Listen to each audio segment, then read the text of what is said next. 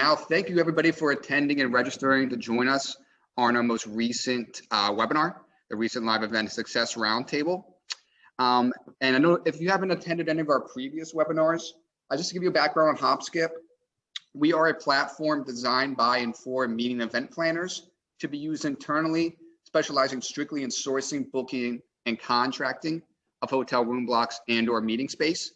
And I believe this is our 6th webinar in our series since the start of the pandemic. And we figured this was the most timely topic.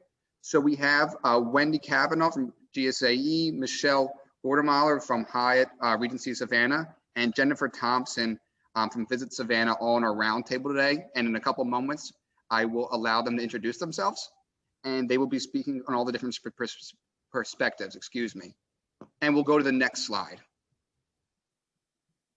So we're going to be accomplishing 2 tasks today. First one, we want to analyze how GSAE held a recent live event in August from the perspective of Wendy, the planner, excuse me, Michelle, the hotelier, and Jennifer from the CVB.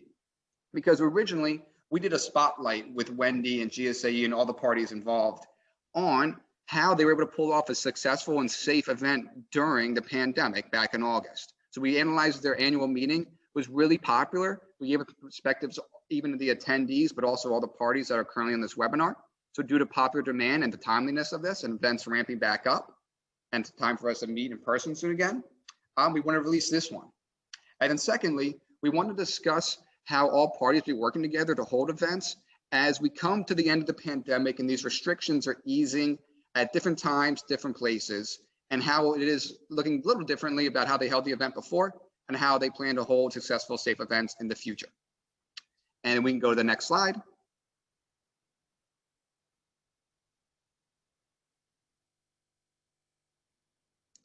And before we begin, we're going to do a quick poll. And this poll is going to be asking, when are we going to be having our next face-to-face events, just so we can gauge that metric. So that poll will be going out right now. We'll leave it up here about 30 seconds. Feel free to answer. And we will be including this data in our newsletters as well to share with the community.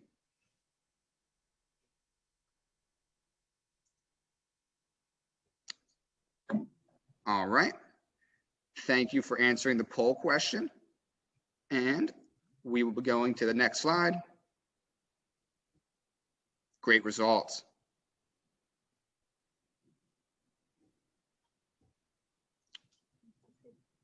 Again, thank you all for your feedback on our last webinar and shaping our future webinars as well. And now we will get to, excuse me, introducing all the parties on our next slide. So we have Wendy Cavanaugh of GSAE. Wendy, love for you just to introduce yourself. I'm the president of GSAE, and just to give everyone some context, not only did we do a meeting back in August in Savannah with the help of our partners, we also have an annual meeting planned for June 2nd through 4th in Chattanooga. Lovely. Thank you, Wendy. And then we have Michelle Gordermaler from the Hyatt Regency Savannah. Michelle, love you to introduce yourself. Hi guys, I'm glad to be here today and look forward to talking about how we can keep successful meetings safe through all of the things that we've been through in the last year. Lovely. And then last but not least, we have Jennifer Thompson from Visit Savannah. Jennifer. Hi, I'm Jennifer. I am the Senior National Sales Manager with Visit Savannah, and just excited to share how we're working with our hotels and our meeting planners to make everything come together and flow nicely through the city during all the challenges. Brilliant. All right. And let's go to our next slide. So first question that we want to tackle is, what were the top few things that made you feel confident that you were set up for success to hold a face-to-face event since the start of COVID-19? I'll leave that up to all the parties to tell from their perspectives. I'll actually start, and then I'll actually have Jen and Wendy chime in. I know from the hotel perspective, you know, there's really kind of 3 big components. And the first one was the pre-planning phase. It was pretty vital and critical, where we had to set the right sets for the upcoming event.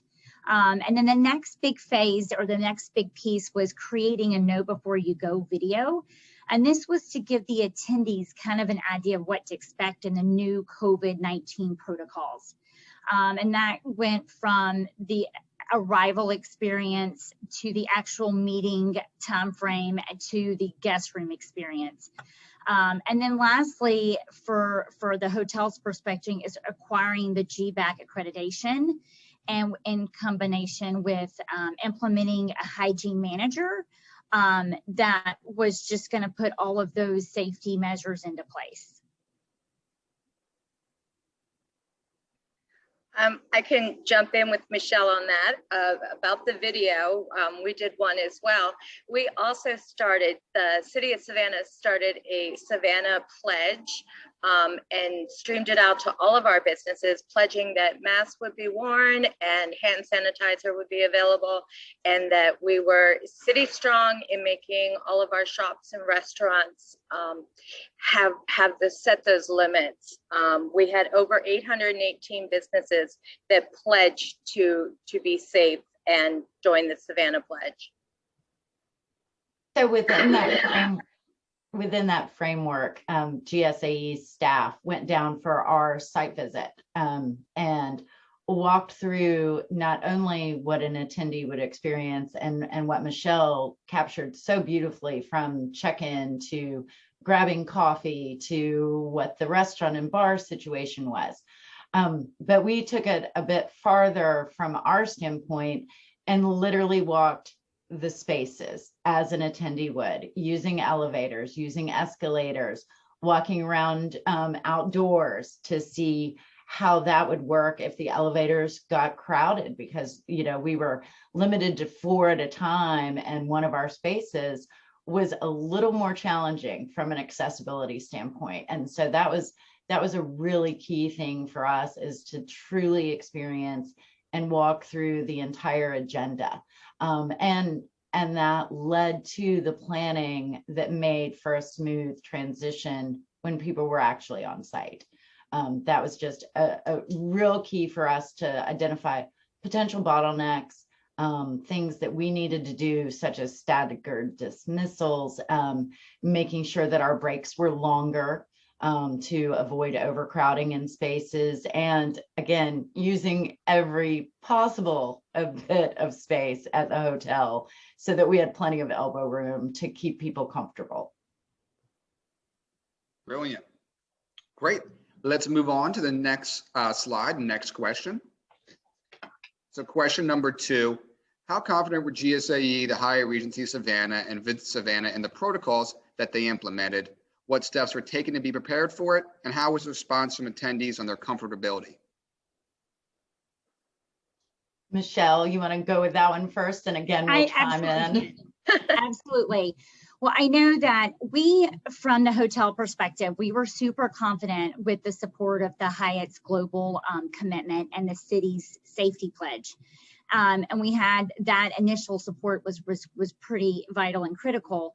And we actually had to quickly get a very good, clear understanding of the CDC guidelines, along with the local mandates that were continuously changing. And so once we got our handle on that, we based all of our capacities and everything that we needed to take place, and we determined that we could have a successful meeting. And just to kind of give you a comparison, we 200 was our capacity that we came up with. Pre-pandemic, we were at a 600 person mark. So you can see that that's less than half of where we originally were coming from our capacity standpoint. But understanding those guidelines and then being able to communicate it to our partners and to our client was really, really important. I'll let Jen and Wendy kind of chime in now. I would just say, because we did some offsite events, we really had to look at busing and transportation and the function space that we used, which was huge with a great big lawn so that there were places for people to roam. But it kind of, again, goes back to our Savannah Safe Pledge and the businesses and the companies, the transportation, trolleys, offsite venues that all joined in with making it work.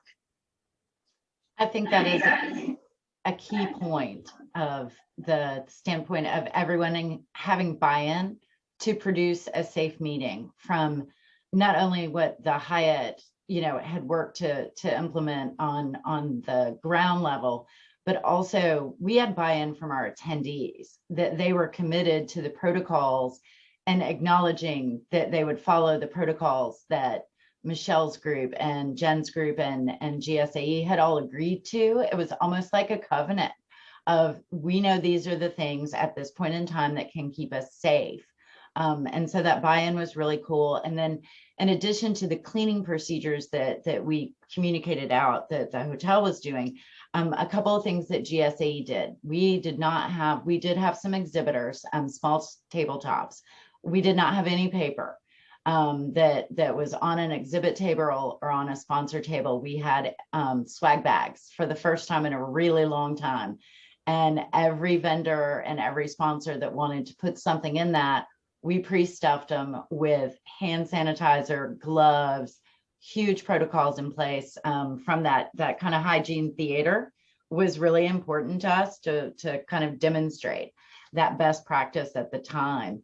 And we partnered with folks to provide a safety kit that had 2 disposable masks, antiseptic wipes, hand sanitizer. We also partnered with the person on the bag, and it was huge, one of those huge logoed grocery bags that normally we would be like, we'll never fit all this stuff, and we filled them. So we were trying to arm people both with the information they needed, but also the tools they needed to feel comfortable about their experience while they were on site. Perfect. Great answers all around. And then we'll move on to question 3, which is, what are the hotels and CVB's safety protocols, and how was the communication of them invaluable to making the event successful? I can start. The communication, it was invaluable. The 3 of us just worked together constantly, and kind of at every corner we would make another turn and try something else. So things were constantly changing and evolving to get us to the point where everybody was comfortable and we knew that we could handle the guests coming in. Absolutely.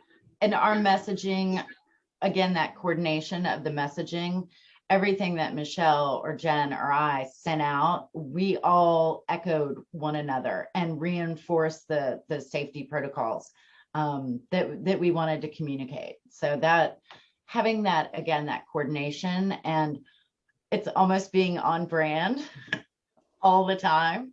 But our messaging really did just mirror one another to the extent that it was over and over and over. So there was no question what the protocols were going to be when people arrived.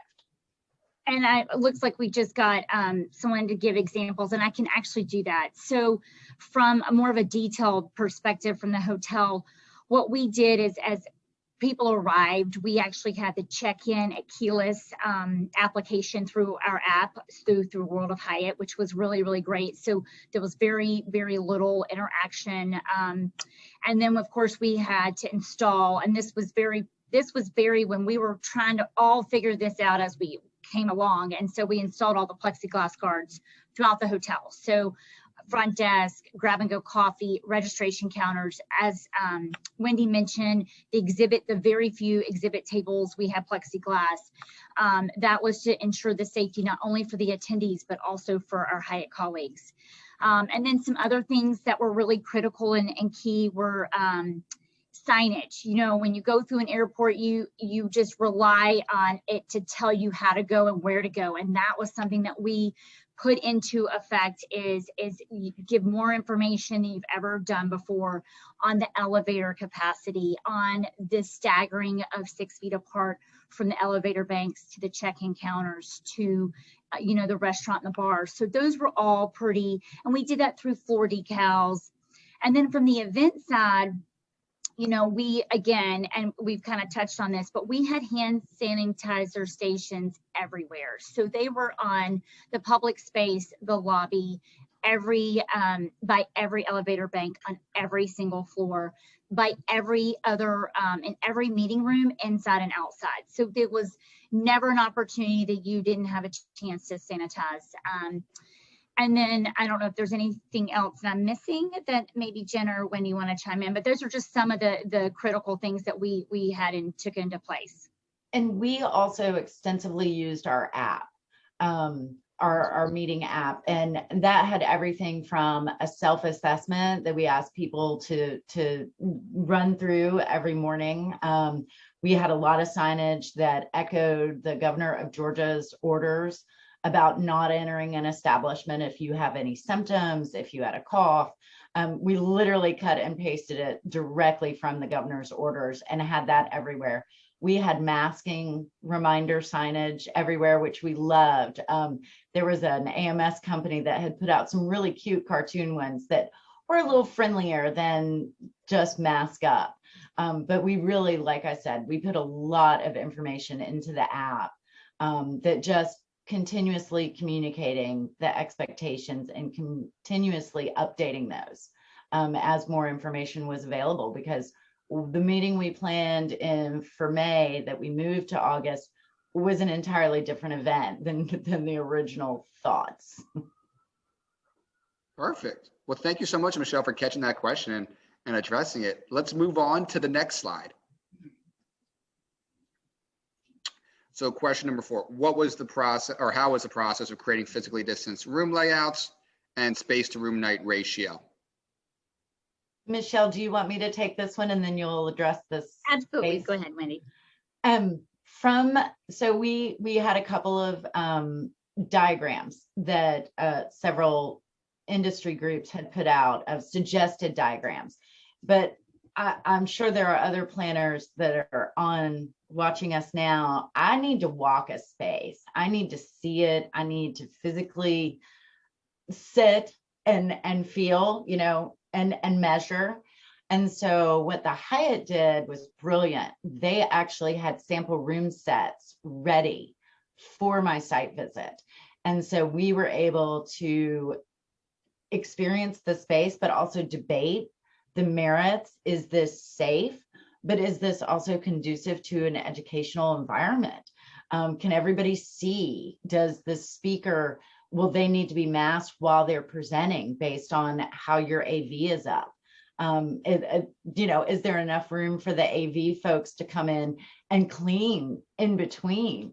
Are you using soft linens, which you need to change out between every event, every breakout, versus using a hard top that's just being wiped down?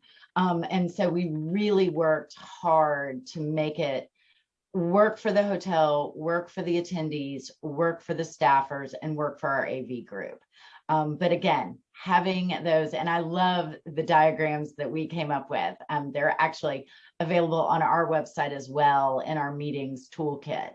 And again, we had rounds as well as classrooms set up. Michelle, now you can talk about the space ratios because I'm not doing that math. I'll tackle that one. Well, in the last year, that has actually not been a concern from our hotel's perspective. We, first and foremost, safety first. What can we do to make everyone feel safe and comfortable and meet within the CDC guidelines, as well as Hyatt's global commitment, and as well as the local and state mandates? So we, at this point, and the 54 meetings that we've actually already had since last year that have taken place, we continue to, have the conversation. So for instance, Wendy's group, they kept all the same space, and the room block looked a little bit different, but it's very important for our hotel was to give everyone the comfortability to come and attend and know that it's going to be spread out. And so that's what we're continuing to do. And, you know, all we ask is people to continue being flexibility on our side and your side, and just have that constant communication. Oh, Michelle.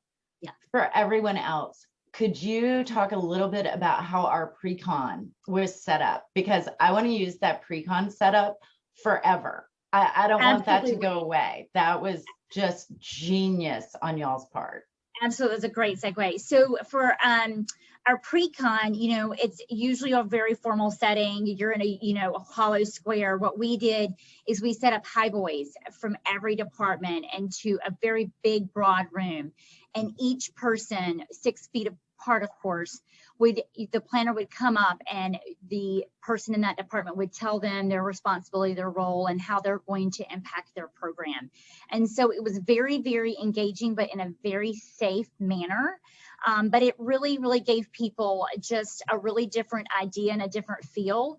And I think it just gave it a little bit more of a casual feel, Wendy. It wasn't as formal, it wasn't stuffy, it was just a very different, and it got people, you know, engaged and really wanting to understand more and how we can help make the guests feel as comfortable as possible. And I also thought that it was a really good use of people's time. Once we spoke with them and dealt with, and sometimes there's just that awkward, okay, everybody who's not AV and catering leave.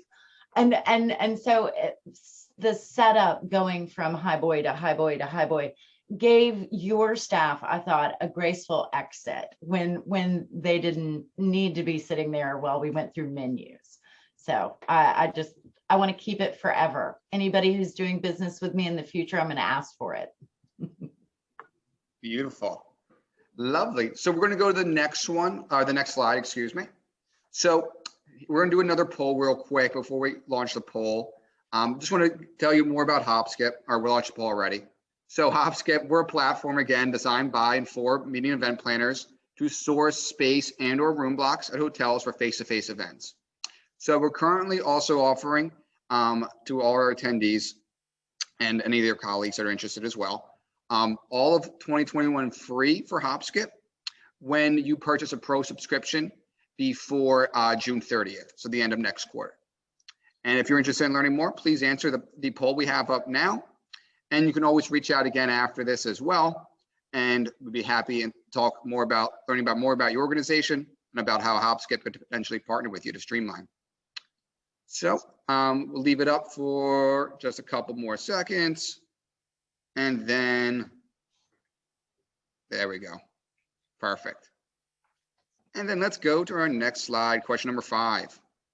So I know on everybody's mind right now, it kind of goes along with the slides we had before, but how did food and beverage change since the start of COVID-19?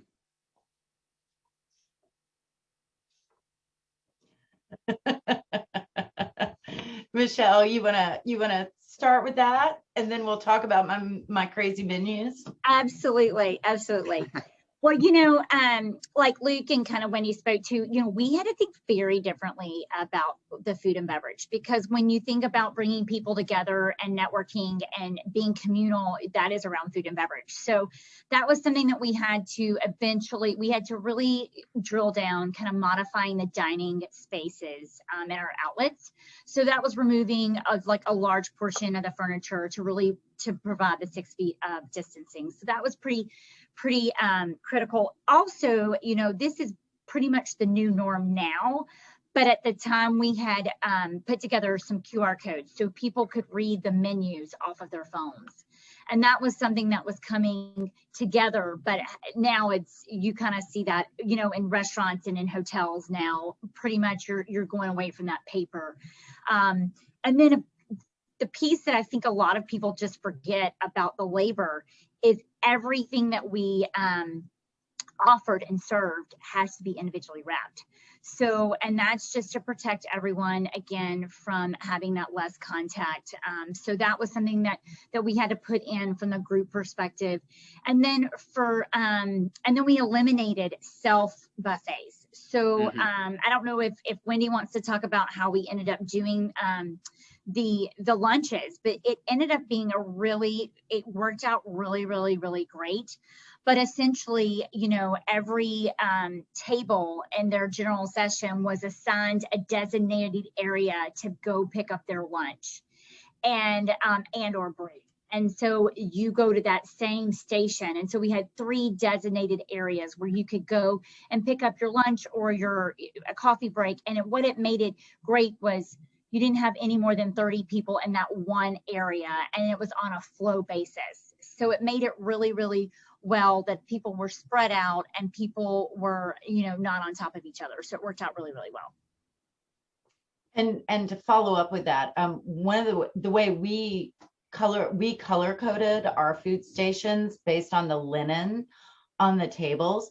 But for someone else, if you don't have multicolored linens available to you, like we did at the Hyatt Regency Savannah, you could use table flags, use stanchions to color code. And that worked beautifully. The one thing I will say, it's important to remind your attendees that all food stations are identical. They had a really hard time believing that somebody wasn't getting something special at the blue station that wasn't available at the red station. So just a communication note. But the colored linens worked really, really well. And again, like I mentioned earlier, we also, for lunch in particular, we staggered the dismissal of our breakout sessions to prevent any bottlenecks. And so we were releasing people, you know, 5 minutes. And we also, again, lengthen the time period that it would normally take to move people from downstairs at the breakout sessions to upstairs to our main ballroom that we were utilizing. And so we really did have to build in that extra time just so that people didn't feel rushed and they could say, oh no, you take the elevator, and not feel like they were going to be late for something. Oh, and Jen, I know that y'all had some issues around the special events and making sure that we had certain protocols were followed. I'd love for you to talk about how you worked with the caterer, because the picnic was great. Absolutely.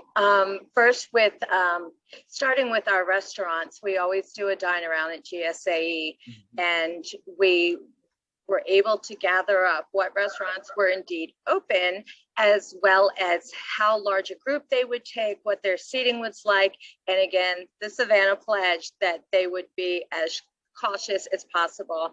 And we put that list out to the attendees so that anybody that was dining around could make reservations, which were suggested up front, to make their reservation and pick who they were going to go with in smaller groups than usually, you know, the big group of 10 plus in each restaurant and whatnot.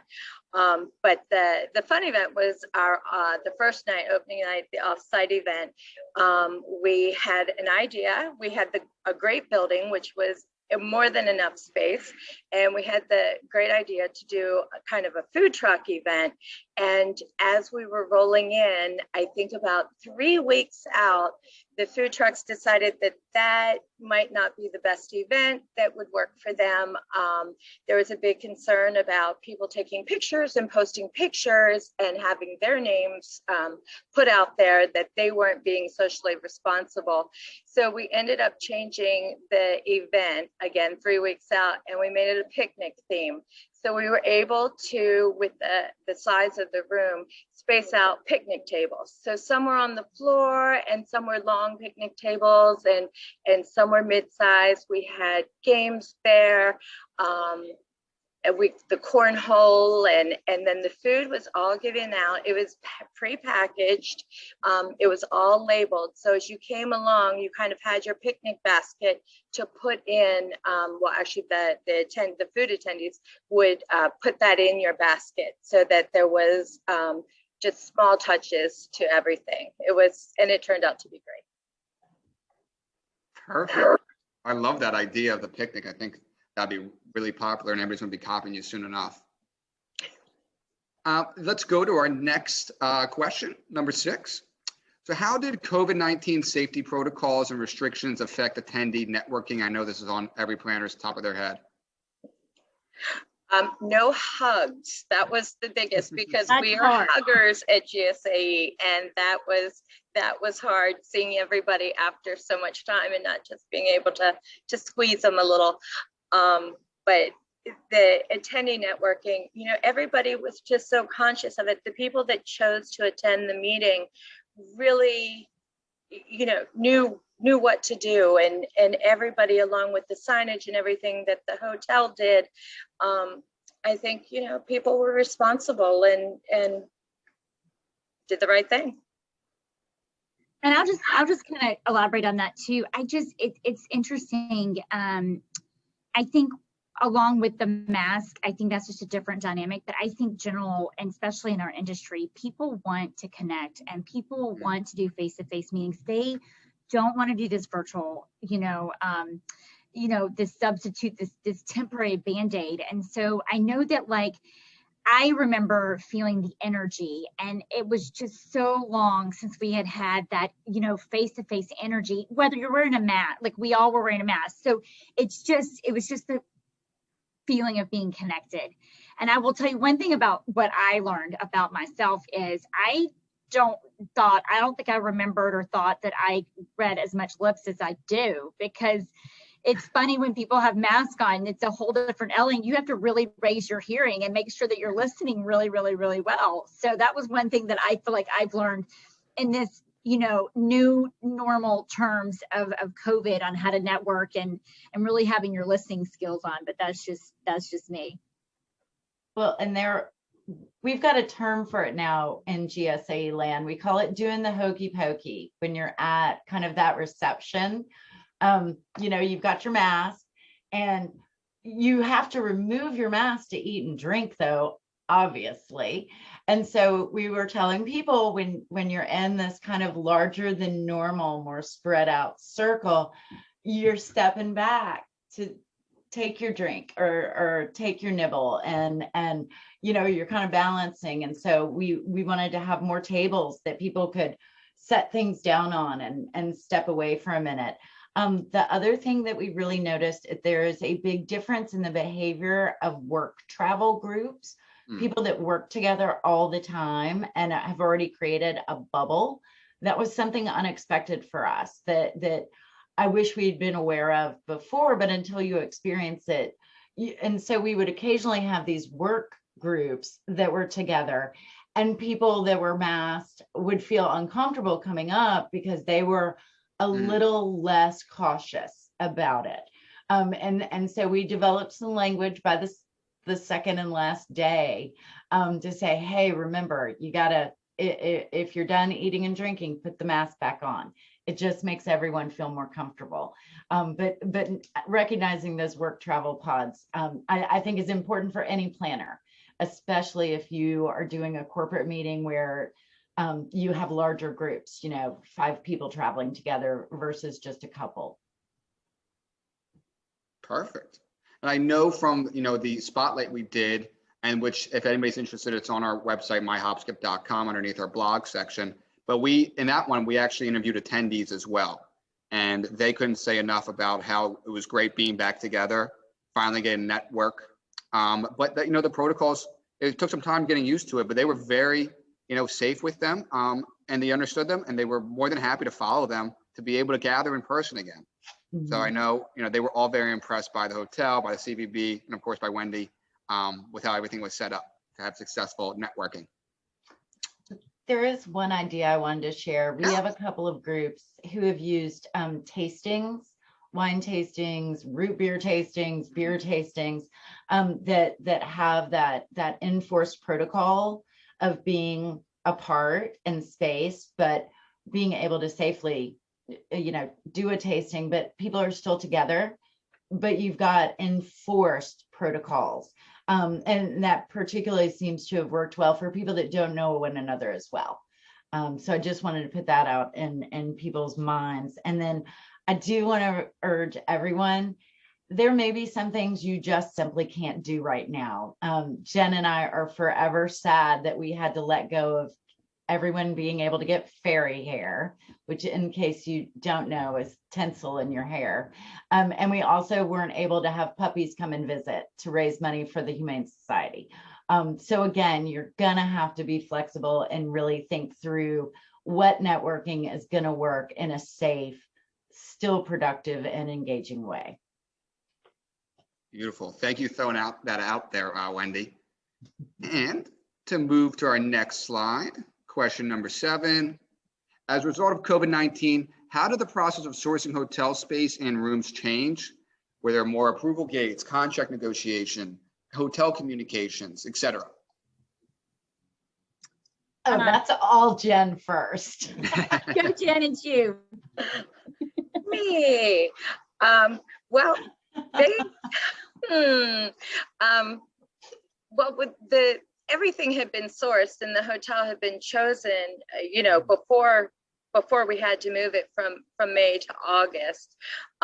So there really, everything was done so far ahead of time. There were no COVID precautions at that time. But once we moved in and tried to, wanted to keep the meeting and had many, many conversations with back and forth with Wendy. How can we do this? Can we do this? How many people will come? I think the answer was that GSA really wanted to hold a meeting, and it didn't matter at that time whether it was 10 people or 200 people. Maybe not 10, but we wanted to get together and wanted to move it forward. So basically, after the hotels were contracting everything, it was really up to Michelle to kind of change what they needed to do to make everything COVID safe. So I'll turn it over to her. Well, well, at that point, what was interesting was, like everything was intact. The contract had been signed. It was at this point, how can we work and partner with GSAE for the attendees to feel safe and comfortable traveling? And this was in August. This was still very, very, very early. We had this, we had probably under 10 groups underneath our belt that had come and done a program at our hotel, and nothing to this level or this size yet. So it came down to cleanliness and what we were doing and the safety measures. That was the most critical component. Is we have to do this the right way and the best way, because if we don't, we just have to continue looking forward to having safe meetings. That's how our industry is going to keep moving forward. And so I think that was the biggest thing, was the key word I think that we used throughout the whole time in communication was flexibility. Mm-hmm. Is, we know that your numbers are not what is on that contract. We know that we don't know. And Wendy's like, I don't know what our attendees are going to look like. I know that they did a survey and you can poll people, but things change. And so I think adaptability and flexibility are just, super key in going through all of this process. And as we are moving forward and we're starting to see some light at the end of this tunnel, and we're moving forward to having bigger meetings, I think that that's really, really important, is the flexibility and the adaptability, for sure.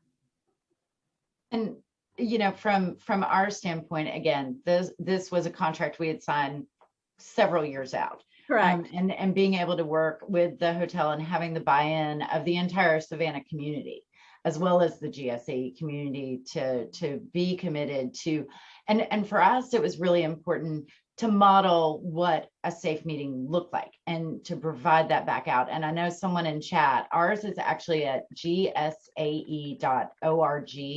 And it's under our COVID resources, which is directly under the banner as soon as you go to our homepage. But as far as processing out RFPs right now, we're actually in an RFP process for 22, 23, and 24 that's just concluded. We've just gotten the proposals back. And I got to tell you, we in our community, we're telling people you got to play fair here. I think it's really important for planners to understand that, yes, a hotel wants to be flexible with you. A CVB will back you with every bit of their weight and experience and expertise, but you can't be unreasonable. It simply is not fair to the hotel. It's not fair to the city. you need to understand that nobody in this economic recovery is going to be able to give you every new clause that you want. They've got a herd of corporate attorneys behind them saying that's just not a good liability. So I just want to caution everybody, we're still in the newest phases of seeing how all this trickles out. As I said, I would love my pre-con to forever look that way. I know my room sets, sustainability wise, probably won't. So I just, again, everybody play fair. There's always going to be a buyer's or a seller's market, and you want to maintain the relationships that you've got. It's just, for GSA's community, that is so key, is playing fair and being reasonable on both sides. Perfect. And I'll get off my soapbox. Yeah, no, and just to chime in on that, I think, you know, your event really just showed how ever more important it is to have great partners with the local CBB, with the local hotelier like Michelle from the Hyatt Regency Savannah, and how those relationships are more important than ever now, but going forward in sourcing, especially in this new climate that we're dealing with. Right. So let's move to the next slide. Question number 8. Is there anything you wish you did differently when preparing for the event? You want me to go first? Do you want to go first, Wendy? You go first. Okay. So I will tell you, I thought we had a really good communication open launch, and I think we did a really great job on the pre-planning and even the executing. But probably the one thing that I think that I wish we had done a little bit differently is we wanted to just really delight our guests, and so we had created these buttons. So people can actually see what we looked like, because we're wearing masks all the time. And that was something that we were really excited about, but I wish we had shared that with Wendy and her team closer or more in advance. So then all the attendees that were there could also do that. So you could just see people's faces, because wearing a mask all day, you almost forget what people look like. And so that was probably my biggest, I wish we had communicated that earlier. So that's my little feedback. I love what you did though, Michelle, with the Hyatts. All of the staff had a picture of themselves on a lapel pin or a kind of a badge, so that, yeah, so even there's Cheryl. Hi, Cheryl. That's my sales manager right there. But it was great, because, you know, you do have these masks on, yet people could see your smiling face. And I just thought that was such a great added extra touch. So we will, depending on and GSAE is moving forward with our annual meeting as if we have all these protocols in place. And so there's a button making machine sitting in my Amazon cart right now. But it was just a fabulous idea. But a couple of the other things that, again, more of those verbal reminders to folks of safety protocols, and you know, we had the app, we had a rolling PowerPoint, we had signage, but just the verbal reminders. And it was so important for us that our leadership, because each of them emceed kind of a portion of the general sessions, those leaders embraced swiping between the microphone with a Clorox wipe, and embrace making a big deal of moving aside when someone else came up to the stage. And preparing them, I think, was something that went really, really well. And they truly embraced modeling the behavior that we wanted to see in our attendees. And I think that was really important. And then I will say, I will make some changes to our check-in registration processes. Again, because of those masks, I would pay more attention to whose arrival is coming. And we could have done that based on, we have our hotel list, of course. We know who's checking in on a certain day, but it was almost because people were no longer handing you your name tag. People were no longer handing you your learning journal or your swag bag. There was a little bit of that warmth that was missing. And so we've already made some changes to, make sure that people are pointing to your name tag and telling you exactly where it is, and just projecting a little more warmth that you don't realize you're missing until you realize, oh, I can't hand that to somebody. And the other thing we did, somebody asked earlier on chat about temperature checks. And so we did not do mandatory temperature checks, nor did we do the heart rate or oxygen rate, but we had them available at registration. And we realized that our volunteers, including staff, needed some practice. Those infrared temperature gauges, they are not intuitive, and you get a little panicky when it doesn't immediately come up. So those are some things that I would absolutely do differently as far as preparing my volunteers for that check-in, registration, and how that should go. So we learned a lot. I wanted to add one thing about not doing it, what we did differently, I should say. At the beginning of the conference, we had our mayor welcome GSAE, and he just hit a home run speech. People were in tears. It was so wonderful. But he just had, the back of the city just saying, we're here for you, and we do have these safety standards, and we want to make this successful. And I mean, it was great. And so the thing I would do differently is now I want him to speak at like all my conferences coming to Savannah, because he did such a great job. Perfect. All amazing answers. And we'll move to the next slide. So we're going to launch a poll with this as well regarding, about the on-site testing and what protocols you want to have in effect around that. So we're going to launch a poll now. Please check all that apply, but it really goes along with managing liability for in-person events. And if you do waivers, COVID test results prior to the event, on-site testing, or maybe a vaccination certificate going forward. And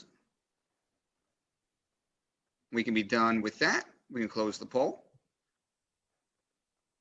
Show you this information. Again, we'll put this information on more Hopskip materials as well, so you'll be able to have it. Great. And then I know someone mentioned this in the chat as well. The GSAE's annual event was executed during August of 2020. Things have obviously changed since August, and we're almost in April now of 21. Vaccinations are going up, and restrictions are easing. So compared to how the annual event was held in 2020 in August, what changes do you all see for planning and holding face-to-face events going forward as the pandemic hopefully winds down and restrictions are eased? Who wants to start? Do you want me to? I can. You start, Wendy. So for our June 2nd through 4th meeting in Chattanooga, we are not asking for waivers. We do have an acknowledgement, and again, in our meetings toolkit, you'll see several articles from Tenenbaum Law Group has been fantastic with sharing some of their articles, their opinions that they've given. I am in no way, shape, or form an attorney. I know enough about HIPAA to stay out of trouble, but for us, when we did, for example, our health and happiness survey afterwards, asking folks, did you have any symptoms? And we were, really literally did not put out a press release until we were certain we had passed a 2-week period and knew we weren't a super spreader event in any way, shape, or form. We don't want to inadvertently create medical records for our attendees, period. And so we have been very careful to use on our health and happiness survey. It's anonymous. There is a very specific thing of if you answered yes to any of this section, please contact Wendy so that we can talk about how to keep our community safe and start a contact tracing. And I'm pretty sure that those things will still need to be in place for this coming June. We're still planning the same spacing. We're still planning right now. Our location actually has a countywide, mask mandate. So I do see some things still being in place, but again, we don't use waivers. our whole thing has been geared around, we don't want to ever be accused of being negligent with the safety or the health of our attendees. And so everything the Hyatts, Visit Savannah, and GSAE did previously was to keep people safe and provide a great educational experience. Those goals are not changing for 2021. So again, I'm not a waiver fan, but I understand other people that are. Nor GSAE is a nurturing, supportive community. I cannot ever envision a moment in which we will separate vaccinated and unvaccinated attendees. That's simply part and parcel is not who we are. I understand it might be somebody else's culture. We're not going down that road. Again, soapbox. But everybody's culture is different. Everybody's needs are different. I have a 240 person meeting usually. I understand that very different concerns when you're talking 1,000, 5,000, 10,000. Right. We held right before Wendy's meeting in August. We did have a Georgia association here that was considered a citywide. It was smaller than it usually is, but they still came and used the convention center, and they had all the protocols in place, and the spacing. They had to curtail their program to meet what spacing they could have for breakouts and the 6 feet apart and whatnot.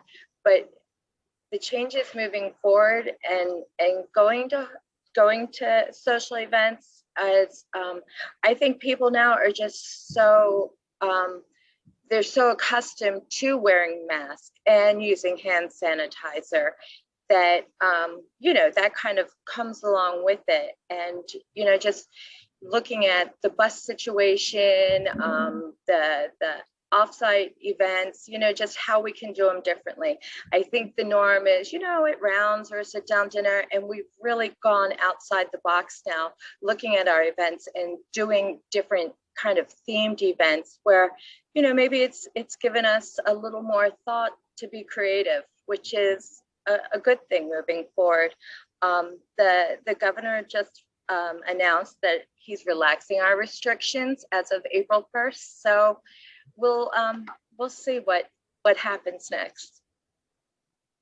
And I can just kind of recap and end on that note. I think the biggest thing is, I think that we all have to think differently. I mean, we've all been through a whole year of this, and it's changed all of our worlds, and we just have to kind of pivot to the direction that it's going to. I think that what we have found to be successful, that we used to want to be in a different room every day and change up the meeting room and go to a different meeting room for a different, and I think that's going to be changing. I think the sets are going to be changing. I think the rounds of 10 and the rounds of 12 are gone. I think it's always going to be rounds or 8 or less. I just think people want their space because we've had to have space, more space, right? So I think that's where the direction we're going in. And I don't know, this was not directly impacted. GSAE was planned very well in advance. But what we are seeing in face-to-face meetings moving forward currently is everything seems to be very, very more short-term, and it seems to be even the planning and the planning process is on a much shorter turnaround. So that's where we're seeing probably the biggest impacts now, I think. So, but we love GSAE. We cannot wait to have them back. We learned a lot. I feel like from the Visit Savannah to GSAE to the Hyatt Regency Savannah, we all literally collaborated and came together, and we were just really excited that we put together a really safe, effective, and successful event. And that's what we're all, I think, the most proud of is, and I know Wendy, she pulled everyone on the front end and on the back end, and we were excited that we hosted a really, really safe event. And that's the most important. So that's where I'll leave it. Perfect. Well, that's amazing answers as usual from everybody.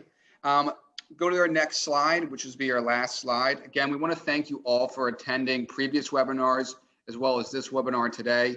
Again, just one last time to let you know who we are as Hopskip, other than putting out great webinars. But we also are offering our platform for all of 2021 free when purchasing a pro subscription before June 30th.